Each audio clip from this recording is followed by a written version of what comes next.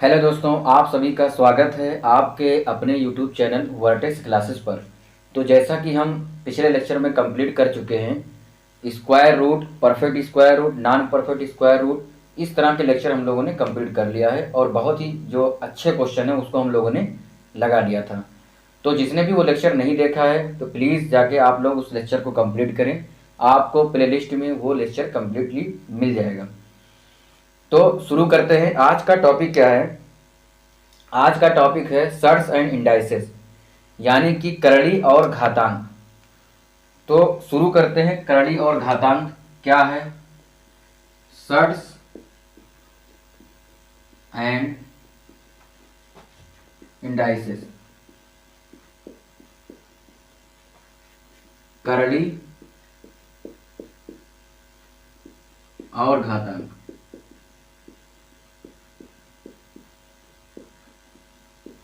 तो करड़ी क्या होती है, यानी कि सर्ट्स है क्या?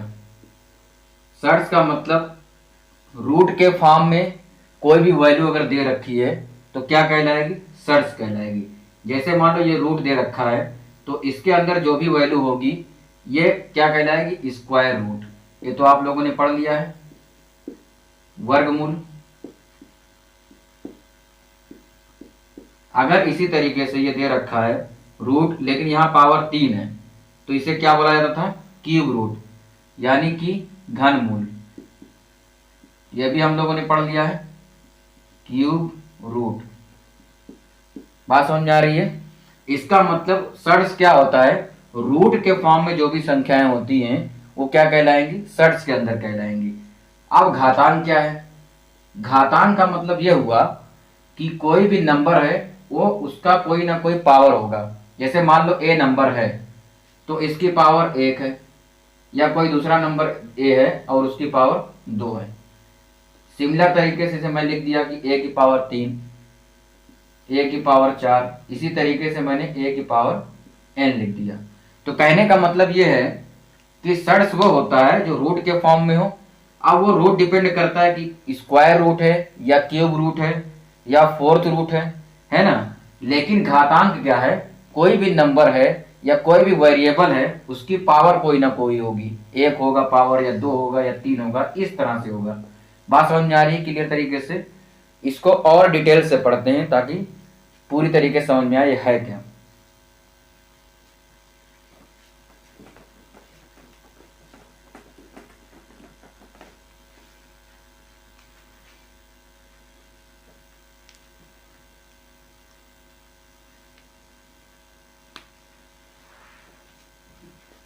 सर्ट्स यानी कि करड़ी। जैसा कि मैंने आप लोगों को बताया, करड़ी क्या है? रूट है, तो इसे क्या बोलते थे हम लोग? Square root. स्क्वायर रूट में क्या होता था? यहाँ पे पावर 2 होती थी, यानी 2 का पेयर बनाने वाला जो होता था और एक पेयर बाहर निकलता था वो स्क्वायर रूट कहलाता था। इसी तरीके से यहाँ पे क्यूब रूट, घनमूल। समझो, भी समझा रहा हूं कि इसका क्या मतलब है। इसी तरीके से यहाँ पे अगर 4 होता तो क्या बोलते हम लोग? Fourth root. फोर्थ रूट, समझ में आ रही बात? यानी चतुर्थ मूल। इसी तरीके से यहाँ पे अगर 5 होता रूट के ऊपर तो क्या बोलते? Fifth root. बात समझ में आ रही क्लियर तरीके से क्या हो रहा है? अगर इसी तरीके से मैं ये बोलता कि यहाँ पे जो भी वैल्यू है, यहाँ पे रूट कितना होता? n, तो आप क्या कहते? nth root.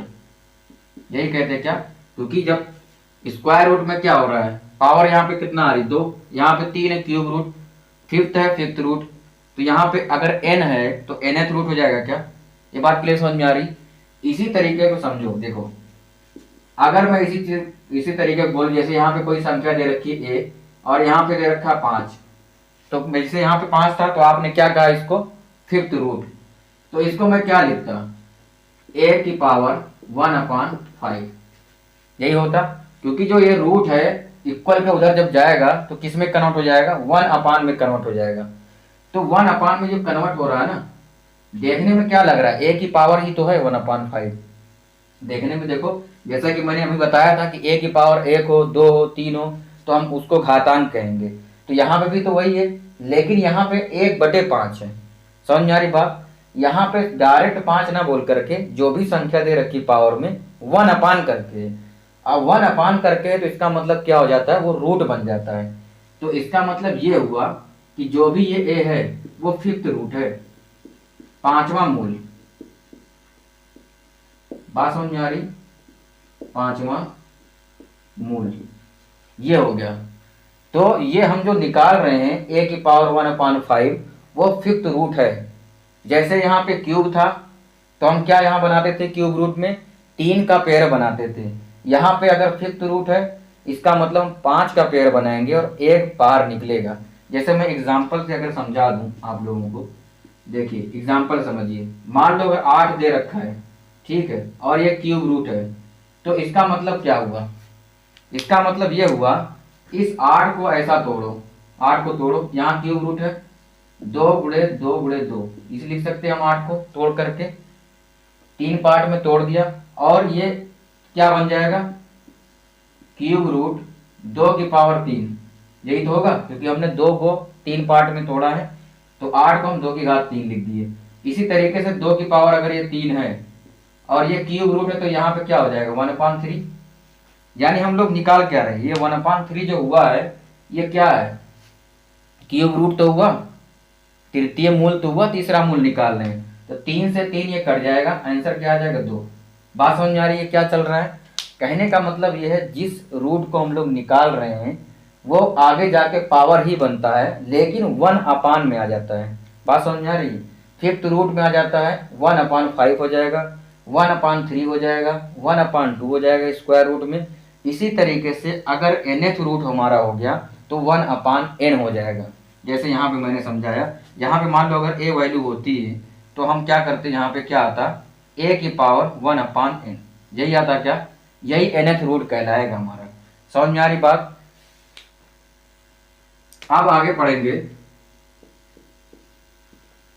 Pure surds.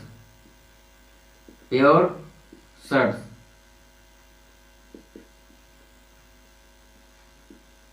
Pure surds का मतलब क्या हुआ, पूर्ण करड़ी। क्या होता है, पूर्ण करड़ी। अब इसका मतलब क्या हुआ, पूर्ण करड़ी या प्योर सर्ट्स का क्या मतलब है? प्योर सर्ट्स का मतलब यह हुआ ऐसी सर्ट्स यानी ऐसी करड़ी जिसका एक के अलावा और कोई गुणनफल ना हो, यानी और कोई गुणनखंड ना हो, फैक्टर ना हो। जैसे मैं एग्जांपल अगर बताऊं आप लोग को, जैसे ये है √3, √2 या क्यूब √5, √7। आप इसका अगर फैक्टर निकालेंगे तो इसका सिर्फ एक ही फैक्टर बन सकता है, एक। इसका फैक्टर आप करिए तो 1 गुणे आप इसको लिख सकते हो √3, बस। एक के अलावा और कोई फैक्टर नहीं बनेगा। इस तरह से 2 का देख लीजिए आप, गुणनखंड कोई बनेगा क्या, नहीं, 1 गुणे √2 लिख सकते हो। तो कहने का मतलब यह है जिसका इसका एक गुणनखंड हो या जिसके अलावा जिसका गुणनखंड एक के अलावा ना हो, ये ज्यादा क्लियर है ना। गुणनखंड एक ही हो सकता है, एक के अलावा दूसरा गुणनखंड नहीं हो सकता, वो क्या कहलाएगा, प्योर सर्ट्स कहलाएगा। बात समझ में आ रही? अगला पढ़ेंगे हम लोग मिक्स सर्ट्स। मिक्स सर्ट्स यानी कि मिश्रित करड़ी। मिश्रित करड़ी का क्या मतलब, नाम से ही मिक्स सर्ट्स है, यानी मिक्स कुछ होगा जरूर। जैसे मैं अगर लिखता हूं 2√5, 3√2, 2√7, तो इसमें क्या है, इसमें सर्ट्स मिक्स है। मतलब पिछले वाले में क्या था, पिछले में प्योर सर्ट्स में क्या था, वहां पे जो गुणनखंड था एक सिर्फ हो सकता था, लेकिन इसमें ऐसा नहीं है। इसमें देखिए आप इसका अगर गुणनखंड बनाएंगे, फैक्टर बनाएंगे तो क्या लिख सकते हैं, क्या 2 गुणे हम √5 लिख सकते हैं, लिख सकते हैं। तो दो और 5 रूट अलग अलग हो गया दोनों। इसी तरीके इसमें देखिए, क्या हम इसे 3 गुणे √2 लिख सकते हैं? बिल्कुल लिख सकते हैं। इसी तरीके से इसमें देखिए 2 गुणे √7 लिख सकते हैं। तो इसका मतलब ये जो षड्स है, करड़ी है, ये मिक्स है, इसमें 2 भी है, √7 भी है। तो यहाँ पे प्योर षड्स नहीं है, यानी इसको हम तोड़ सकते हैं 2 पार्ट में। बात समझ आ रही? तो ये हो गया मिक्स षड। इसके पहले हम लोगों ने पढ़ा प्योर षड्स। अगला पढ़ते हैं सिमिलर षड्स। कौन सी षड्स? सिमिलर षड।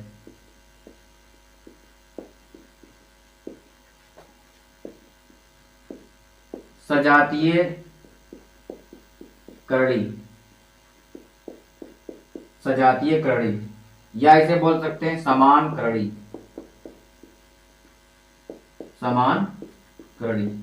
अब ये क्या है? सिमिलर षड्स क्या है? सिमिलर षड में क्या होता है, जितने भी वेरिएबल्स होंगे वो सेम होंगे। जैसे कोई एग्जांपल मान लो, ले लेता हूं मैं। यहां पे कोई nth रूट है, जो यहाँ पे वैल्यू होगी, रूट के अंदर जो वैल्यू होगी, ये क्या होगी? नॉन परफेक्ट स्क्वायर होगी। क्यों नॉन परफेक्ट स्क्वायर क्यों होगी? तभी तो सिमिलर बनेगा, क्योंकि रूट के अंदर अगर रहेगा ही नहीं तो सिमिलर बनने का क्या मतलब? भाई रूट के अंदर 2 होगा, 3 होगा या 5 होगा, रूट के अंदर 4 तो हो नहीं सकता स्क्वायर रूट के अंदर, नहीं तो परमेय संख्या बन जाएगी, यानी रेशनल नंबर बन जाएगी। नॉन परफेक्ट स्क्वायर होना चाहिए। बात समझ में आ रही? बात तभी रूट के अंदर वो बचा रहेगा। तो अगर ये नॉन परफेक्ट है, जैसे कहने का मतलब मेरा ये है, रूट के अंदर अगर मान लो 2 है तो ये स्क्वायर रूट 2 हो जाएगा। तो इसका मतलब क्या हो जाएगा? ये हमेशा क्या होगा? इरेशनल होगा। क्या? अपरिमेय। ये हमेशा क्या हो जाएगा? अपरिमेय। ये तो कॉमन सी बात है, अपरिमेय ही होगा, है ना। तो रूट के अंदर अगर कोई ऐसी संख्या जो नॉन परफेक्ट स्क्वायर हो तो हमेशा वो क्या हो जाएगी? इरेशनल नंबर हो जाएगी। और सिमिलर का क्या मतलब है? सिमिलर का मतलब ये है ऐसी संख्याएं, है ना, जितनी नॉन परफेक्ट स्क्वायर होंगी, ऐसी संख्याएं जिनका वेरिएबल सेम हो, है ना, जिसका वेरिएबल या जो षड्स होंगी, वेरिएबल या वेरिएबल की जगह आप ये कह सकते हो इरेशनल पार्ट, जिसका इरेशनल पार्ट, है ना, अपरिमेय भाग, अपरिमेय भाग समान हो। अगर इरेशनल पार्ट समान है तभी क्या हो जाएगा? सिमिलर षड्स कहलाएंगी।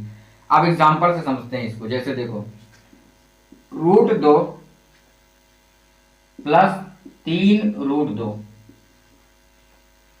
अगर इन दोनों को जोड़ना है तो पहले हमें क्या चीज? वेरिएबल सेम होना चाहिए, यानी कि रेशनल जो पार्ट है वो सेम होना चाहिए। इसको ऐसे समझ लो, 3 और 1 4, तभी जुड़ेगा क्या? 4√2। या और एग्जांपल समझते हैं। चलो, कहने का मतलब जैसे यहाँ पे √2 है, यहाँ पे 3√2, यहाँ 4√2, यहाँ 7√2। अब इसमें देखो इरेशनल पार्ट जो है वो क्या है? √2 है।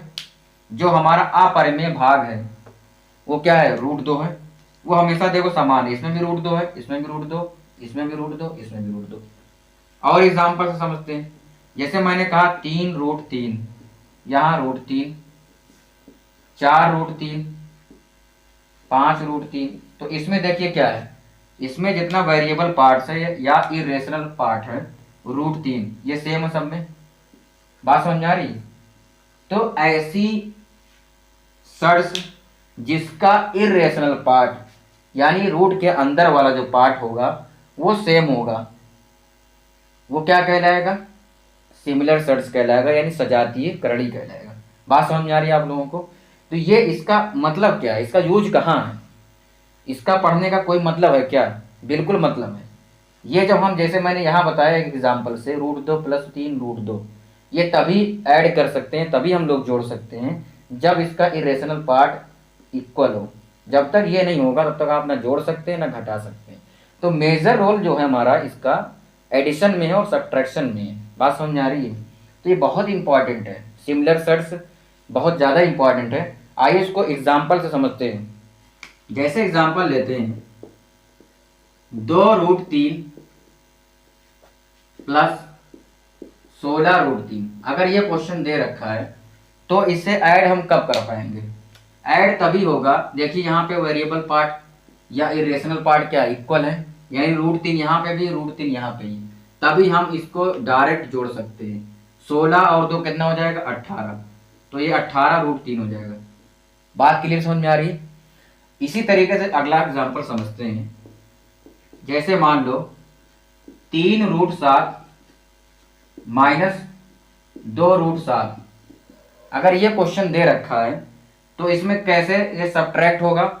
जब आपका इरेशनल पार्ट अपरिमेय भाग जो है वो सेम है, √7 दोनों में सेम है, तब डायरेक्ट आप 3 का 2 में घटा सकते हैं। 3 में से 2 गए 1, तो 1 लिखा नहीं जाता, डायरेक्ट लिखिए आप √7।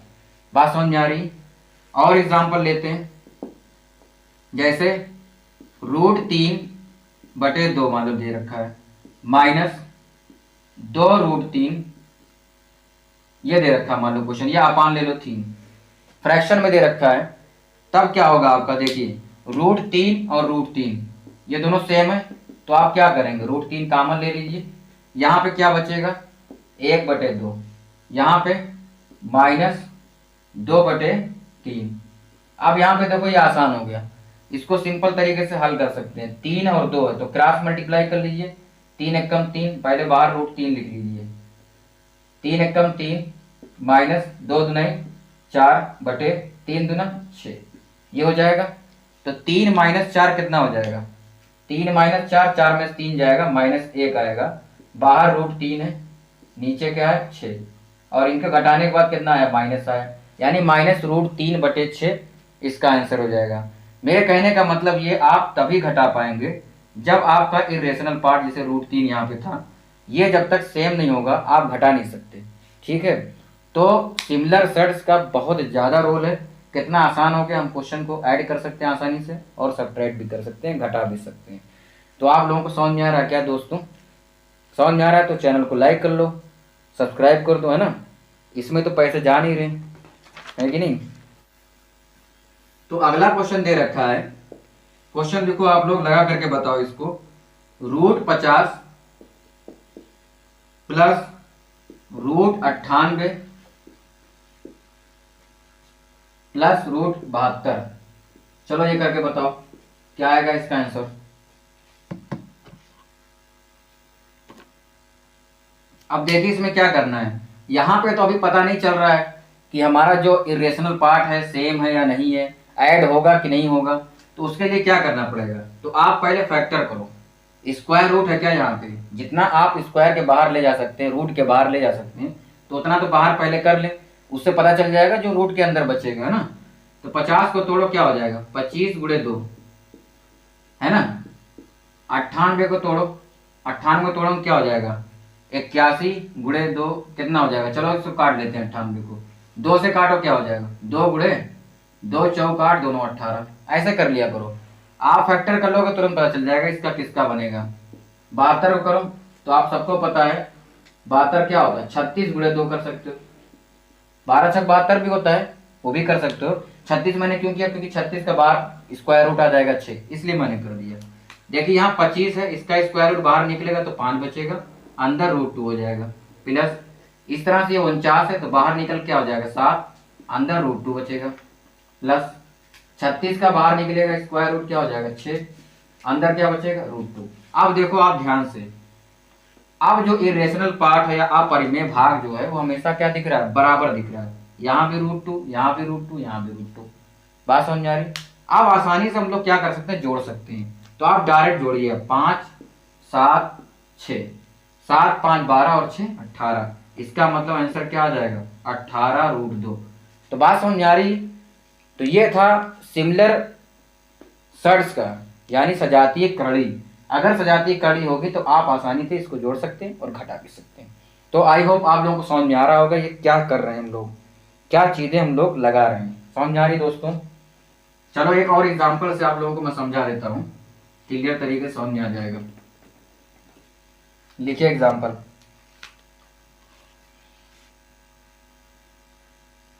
अगला क्वेश्चन दे रखा है √75 माइनस प्लस दे रखा है रूट 108 माइनस रूट 47।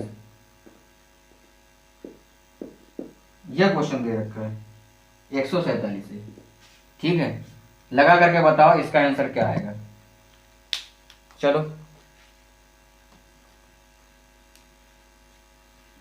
कैसे करोगे, देखो 25 या 75 होता है क्या, तो 25 गुणे 3 लिखोगे आप, प्लस 12 9 108 होता है।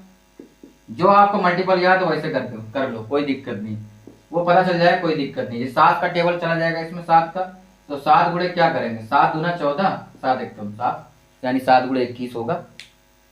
अब यहाँ देखो 25 का स्क्वायर रूट निकल के बाहर आ जाएगा 5, रूट 3 अंदर बचेगा, प्लस अब यहाँ 12 यहाँ 9, 9 का तो बाहर निकल गया 3, लेकिन 12 में क्या होगा, 4 गुणे 3 होता है, 4 का 2 बाहर 3 अंदर। बात समझ में आ रही, पहले मैंने 9 का निकाल लिया तो 3 आया, अब 12 में 4 गुणे 3 होता है, 4 का 2 आ गया, 3 अंदर, माइनस देखो 21 में 7 गुणे 3 करोगे तो एक 7 पहले तो 7 बाहर आ जाएगा, अंदर क्या बचेगा 3। क्लियर हो रही बात, 5 रूट 3 प्लस 3 दूना 6 रूट 3 माइनस 7 रूट 3। अब ये देख के आपको क्या पता चल रहा है, सारे जो इरेशनल पार्ट है, अपरिमेय पार्ट है, भाग है, वो क्या हो गए, बराबर हो गए। अब आसानी से आप जोड़ घटा सकते हो, तो 6 यहाँ पे है, 5 यहाँ पे, 6 5 11, 11 में 7 गए 4, तो 4 रूट 3, ये आंसर आ जाएगा। बात समझ में आ रही, मजा आ रहा है कि नहीं मजा आ रहा है, कितना सिंपल है, बहुत ही आसान है। आप सिर्फ फैक्टर करो उसका, जो स्क्वायर के बाहर आ रहा है रूट के वो बाहर कर दो और तुरंत निकाल सकते हो, आसानी से कर सकते हो, कोई बड़ा मुश्किल नहीं है, आप लोग आसानी से कर सकते हो। ठीक है, अब मैं आप लोग को ये समझाता हूं, तो ये तो एडिशन में था, मल्टीप्लाई में क्या होगा।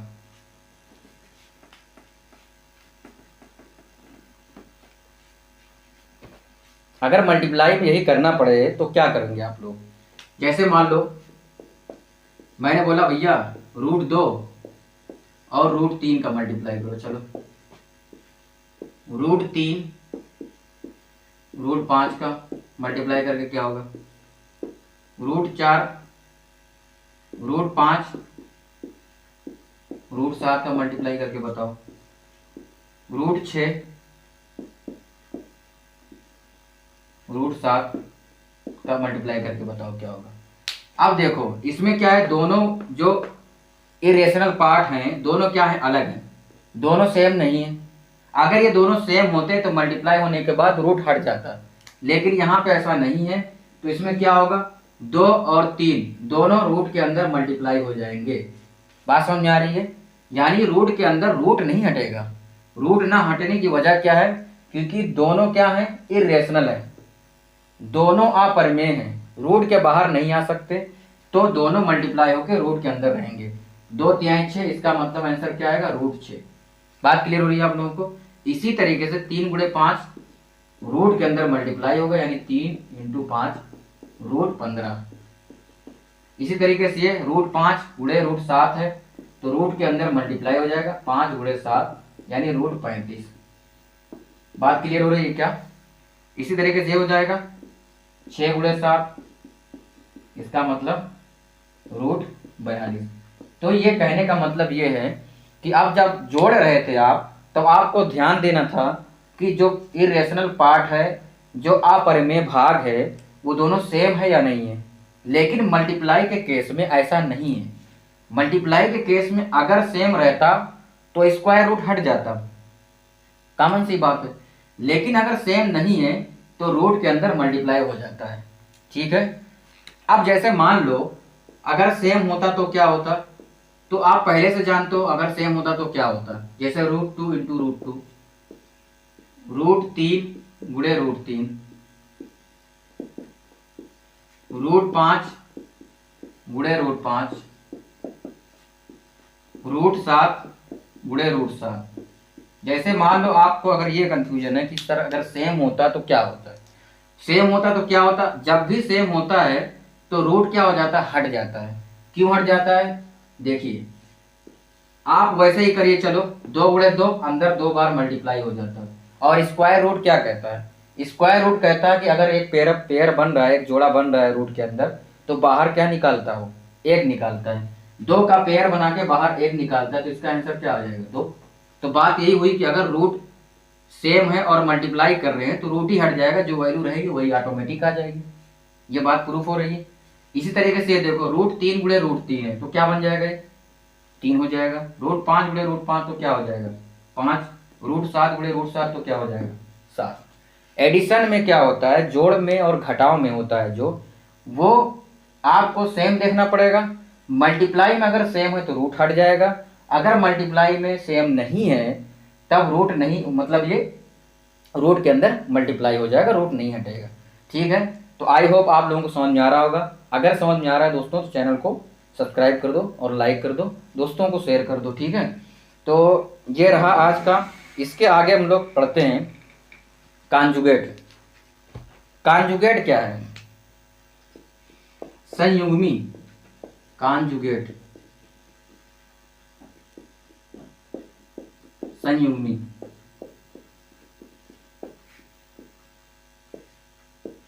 जैसे मैं अगर कहूं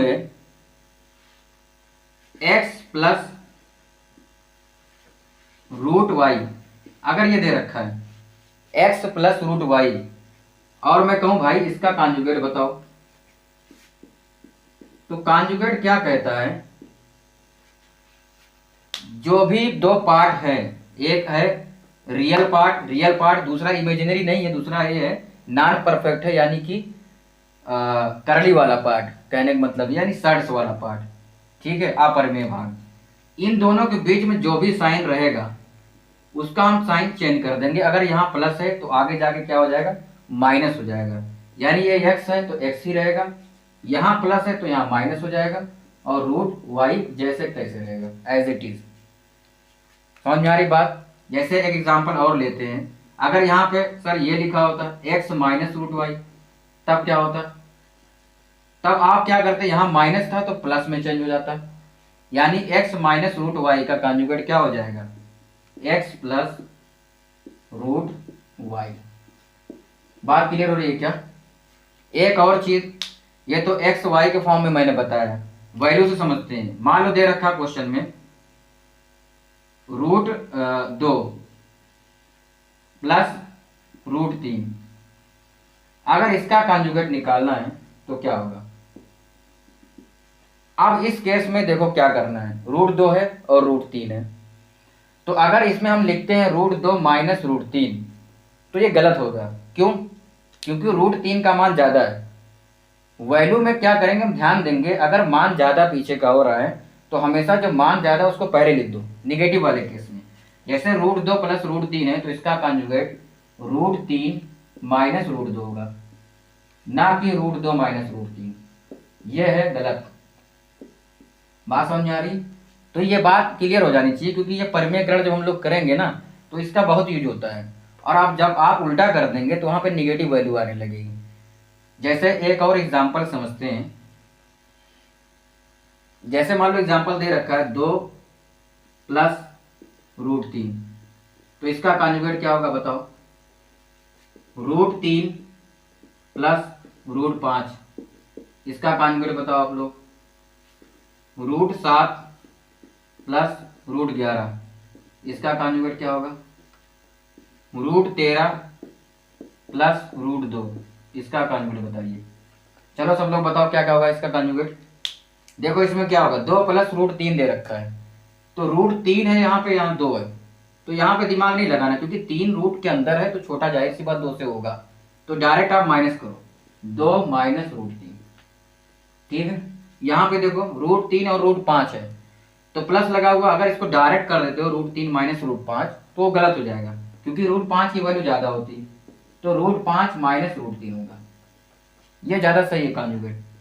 समझ में आ रही बात। इस वाले केस में देखो रूट 7 है और रूट 11 है, तो ये रूट 7 माइनस रूट 11 ना हो करके रूट 11 माइनस रूट 7 होगा। बात क्लियर समझ में आ रही।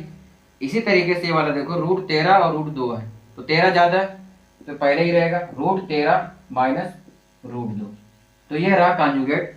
इसी के मेथड पे हम लोग क्या करेंगे, जो रेशनलाइजेशन किया जाता है यानी परिमेयकरण किया जाता है, इसी का यूज करके हम लोग उसको सॉल्व करेंगे। तो आज का लेक्चर यहीं पे समाप्त करते हैं। इसके आगे हम लोग परिमेयकरण करेंगे। और भी टॉपिक है, जैसे a+b का होल स्क्वायर के फार्मूले पे भी क्वेश्चन आते हैं इसमें, ठीक है, वो सॉल्व करेंगे। और दो शर्त जो होते हैं उस इक्वल कब होंगे, कब इक्वल नहीं होंगे, बराबर कब होंगे, कब बराबर नहीं होंगे, ये भी चीज़ हम लोग सीखेंगे।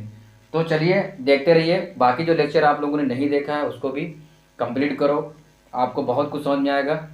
और प्रीवियस ईयर का जो मैंने क्वेश्चन लगवाया है यूपी पुलिस कांस्टेबल का, जो 2019 में आया था, तो वो अगर आप लोगों ने नहीं देखा है तो उसको भी आप लोग देख लीजिए, तो आपको ये कंफर्म हो जाएगा पेपर का पैटर्न क्या है, और उससे सीखने को बहुत मिलेगा। तो चलिए मिलते हैं नेक्स्ट वीडियो में, तब तक के लिए जय हिंद।